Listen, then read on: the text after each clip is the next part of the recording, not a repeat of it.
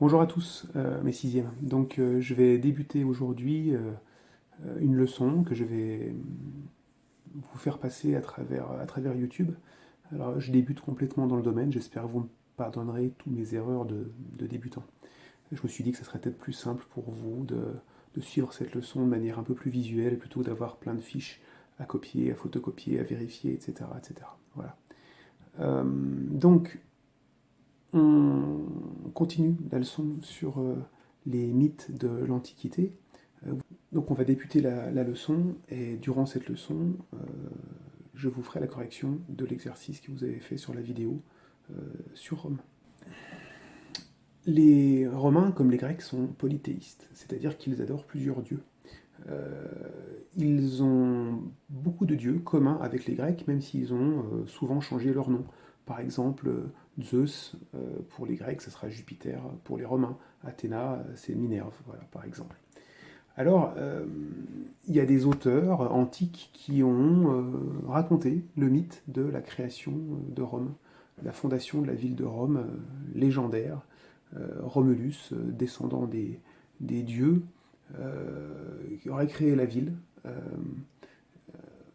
abandonné auparavant sur les rives du Tibre, c'est le fleuve qui va les trouver dans l'exercice, il aurait été recueilli par une louve.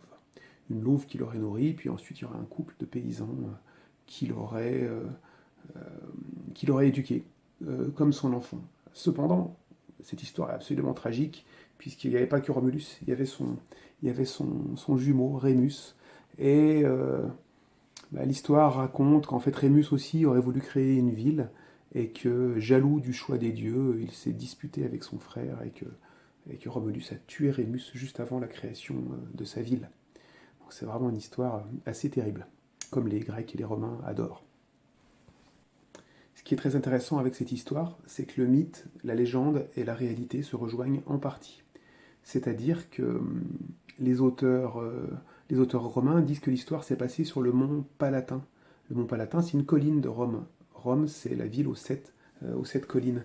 Or, il y a eu des fouilles archéologiques et on a découvert que au 8e siècle avant Jésus-Christ, on a bien euh, des gens qui habitaient sur le lieu de Rome, dans des cabanes. Il y aurait eu aussi une, des remparts pour protéger la ville, et ça tombe exactement avec l'histoire que nous raconte la légende, puisque Rome aurait été fondée, selon la légende, en moins 753. Donc ça colle, 8e siècle avant Jésus-Christ, on est bien en moins 753. Ça ne veut pas dire que Romulus et Rémus aient existé, ça ne veut pas dire que l'histoire de leur terrible querelle à la fin a existé, mais est-ce qu'il y avait des gens qui vivaient à cette époque-là? Oui, donc en partie, ça se rejoint, même si aujourd'hui, on est incapable de dire si Romulus et Rémus ont véritablement existé. C'est pour justifier son pouvoir que Rome s'est créé une sorte de passé glorieux, comme ça. Il s'est inventé un passé extraordinaire, parce que les Romains, c'est des gens simples, et les Grecs les prennent un peu pour des paysans, entre guillemets. Et ils se sont dit, ça suffit, on est des bons guerriers, on a créé une ville qui est puissante, qui prend de plus en plus de pouvoir. Il faut qu'on se mette au niveau des autres, hein. Toutes les cités grecques, elles se sont aussi inventées un passé glorieux là, avec des descendants qui sont les enfants des dieux ou qui les ont fréquentés. Donc Rome s'est inventé un petit peu comme ça ce passé glorieux. Et donc c'est pour ça qu'il a rattaché l'histoire de Rome à l'histoire de Troie, puisque le descendant de tous les rois romains, ça serait Énée, qui était un Troyen, qui s'est fait attaquer par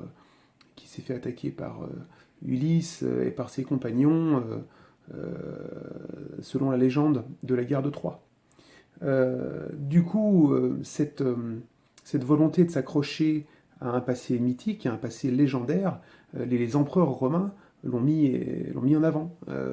À partir du 1er siècle après Jésus-Christ, eh bien, les Romains vont prétendre être les descendants des dieux.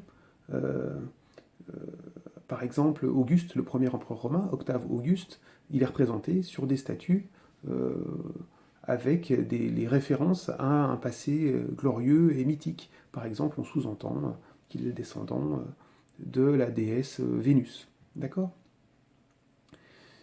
De plus, les empereurs romains vont parfois être traités comme des dieux. On va leur donner des temples. On va construire des temples exprès pour eux dans tout l'Empire romain, Par exemple, pas très loin de chez nous, près de Lyon, à Vienne, on a encore la trace d'un temple qui s'appelle le temple d'Auguste et Livie. Livie, c'était la femme d'Auguste, donc le premier empereur romain, et ce sont les habitants de la ville qui ont créé ce temple et qui allaient faire des sacrifices, qui allaient euh, faire honneur à l'empereur, et ils le traitaient, comme vous pouvez le voir, comme un dieu, c'est-à-dire avec un temple qui ressemble au temple grec, au temple romain, où on honore les dieux comme Zeus, où on honore les dieux comme Minerve, etc., etc. Donc, ce qui montre bien euh, que les empereurs se sont bien appropriés cette histoire un peu mythique pour imposer leur pouvoir. Si je suis un empereur, c'est que je suis le descendant d'un personnage célèbre, que je suis descendant d'un dieu, ça justifie bien sûr mon pouvoir. Voilà, cette leçon est terminée pour aujourd'hui. Je vais vous donner un petit exercice à faire pour la troisième partie de cette leçon, la troisième civilisation qu'on va étudier, celle des Hébreux, qu'on appellera ensuite les Juifs. Voilà, bon courage, bon travail et à la prochaine fois.